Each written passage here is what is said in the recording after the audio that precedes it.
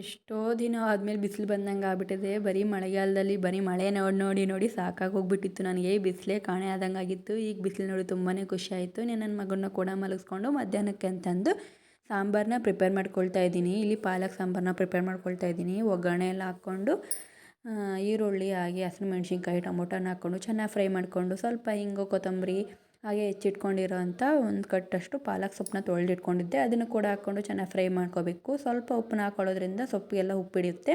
ಹಾಗೆ ಇಲ್ಲಿ ಬೇಳೆ ನಾನು ಮಸೂರು ದಾಲು, ಹೆಸರುಬೇಳೆ ಹಾಗೆ ನಾರ್ಮಲ್ ಬೇಳೆನ ಒಂದೊಂದು ಕಪ್ ಆಗೋಷ್ಟು ತೊಗೊಂಡು ಕುದಿಸಿಟ್ಕೊಂಡಿದ್ದೆ. ಅದನ್ನು ಕೂಡ ಹಾಕ್ಕೊಂಡು ಚೆನ್ನಾಗಿ ಮಿಕ್ಸ್ ಮಾಡಿಕೊಂಡು ಸ್ವಲ್ಪ ಸಾಂಬಾರು ಪುಡಿ ಉದುರಿಸ್ಕೊಂಡಾದಮೇಲೆ ನೀರು ಹಾಕಿ ಚೆನ್ನಾಗಿ ಕುದಿಸ್ಕೊಂಡ್ಬಿಟ್ರೆ ಸಾಂಬಾರು ರೆಡಿ ಆಗಿಬಿಡುತ್ತೆ. ನಮ್ಮ ಯಜಮಾನ್ರಿಗೋಸ್ಕರ ಅಂತ ಆಮ್ಲೆಟ್ನ ಪ್ರಿಪೇರ್ ಮಾಡ್ಕೊಳ್ತಾ ಇದ್ದೀನಿ. ಅವ್ರಿಗೆ ಈ ಥರ ಸೈಡ್ಸ್ಗೆ ಇದ್ರೇ ಊಟ ಹೊಟ್ಟೆ ತುಂಬ ತಿಂದೋಗೋದು ಅವರು.